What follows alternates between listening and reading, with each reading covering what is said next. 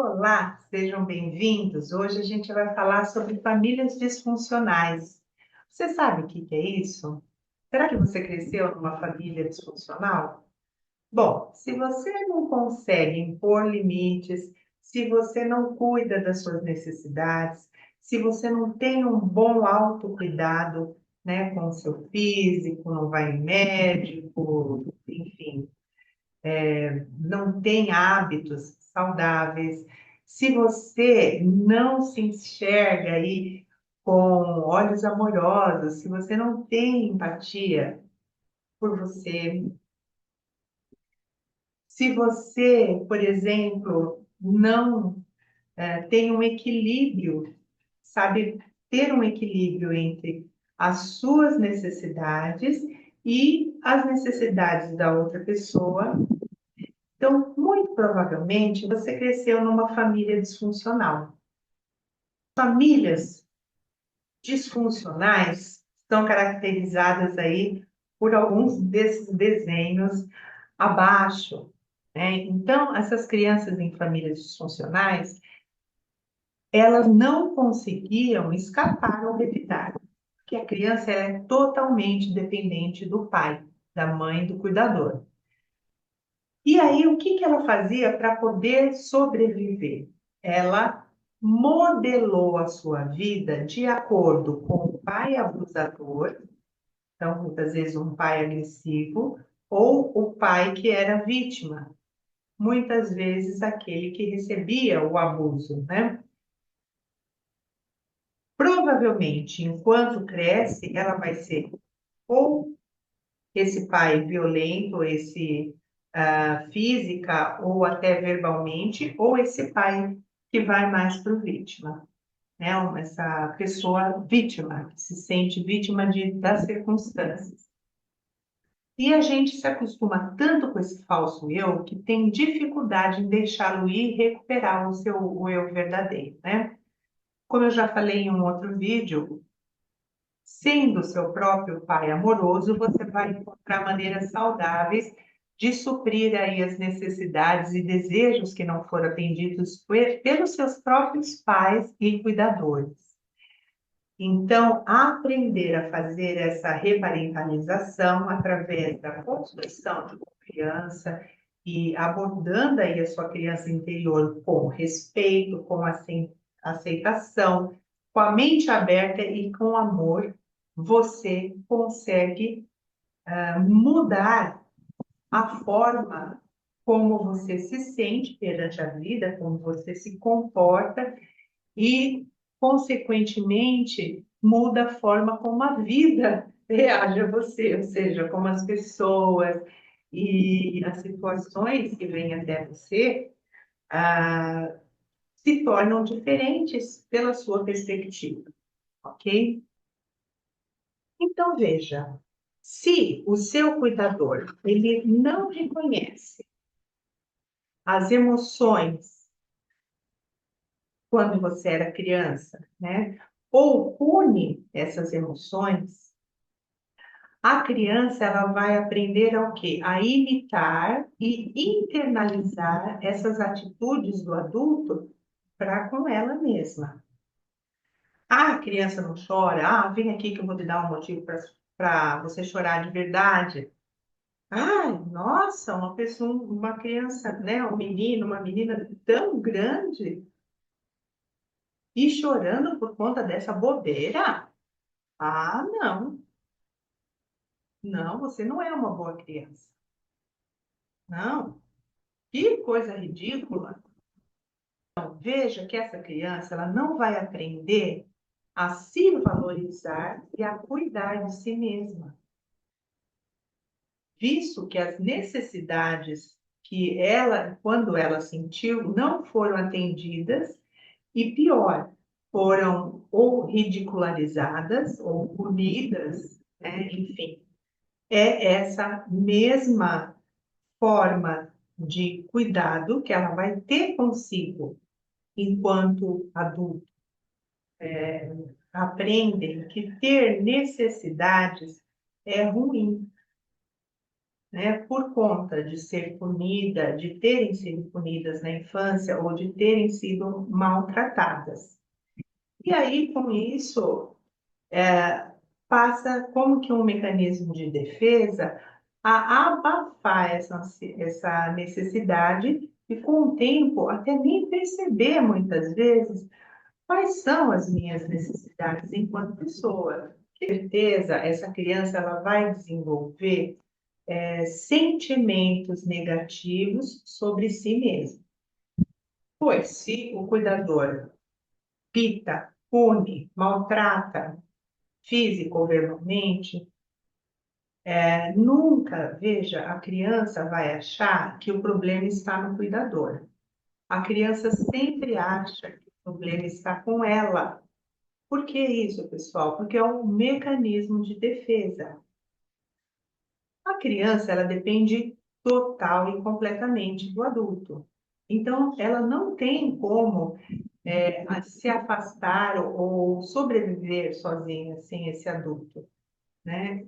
Portanto, se o adulto do qual ela depende a trata mal, o problema está com ela, certo?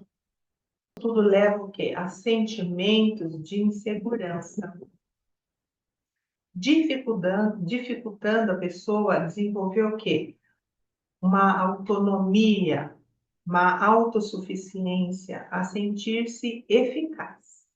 E, como eu falei antes, né, a criança faz de um tudo para estar conectada com o adulto cuidador. Então, ela ignora os sentimentos dela ou as necessidades, né?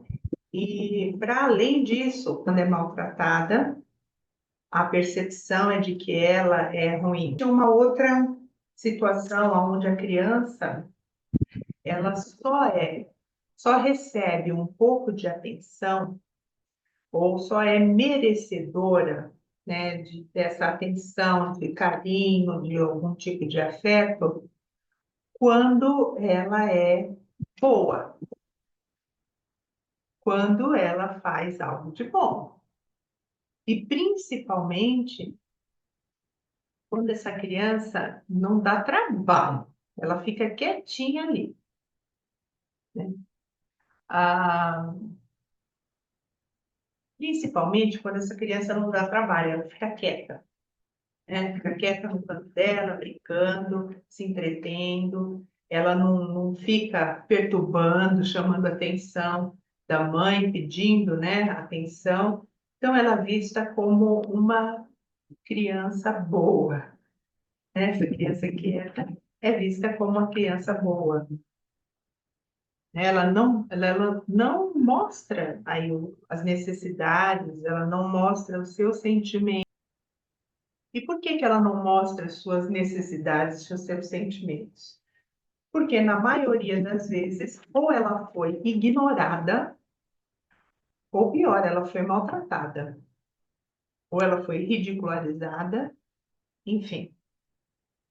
Ela então percebe que as necessidades dela e os seus sentimentos não são importantes. Ela guarda isso para si e não procura mais ajuda. Isso é muito triste, né? Porque é como eu falei antes, a criança vai se sentir ruim. Ela vai pensar, eu sou uma criança má, porque eu estou perturbando, eu estou causando desconforto, raiva, tristeza nos meus pais, nos meus cuidadores. Então, eu não sou uma boa criança. Ela aprende, então, a ficar quietinha no canto dela e não expor o que ela pensa, o que ela sente, o que ela precisa. No geral, sobre o que é uma família disfuncional, que é caracterizada pela negligência, pelo abuso, pelo mau comportamento e pela crueldade. Né? Perceba que nessas famílias não há compaixão, empatia, amor ou apoio, suporte dado aos filhos pelos pais. Em vez disso, ela vai receber o quê? Negligência, humilhação, trauma e dor. Né? Geralmente, essas relações, em sua maioria, são tóxicas e prejudiciais. E as crianças que crescem nessas famílias, elas acabam pensando que é assim que as famílias normais funcionam. E, enquanto adulto, a tendência é normalizar todas essas coisas tóxicas e anormais. Portanto, repetindo muitas vezes padrões de relacionamentos adultos também tóxicos e prejudiciais, né? A questão, porque isso acontece, é que o cérebro ele fica tentando resolver aquela situação pela qual ela passou através de novos relacionamentos. Mas o que acontece, na verdade, é que sempre há uma retraumatização do trauma se a pessoa não está atenta e não trabalha o que aconteceu com ela na infância, tá? E aí estão algumas características e sinais que são comuns a todas as famílias disfuncionais. Ter também aquela questão de se proteger adequadamente, colocando aí limites saudáveis, né? E saber, então, alcançar um equilíbrio entre as minhas necessidades e as necessidades dos outros. E uma outra situação é desenvolver habilidades que eu não tive no meu momento de desenvolvimento por estar fazendo parte dessa família disfuncional.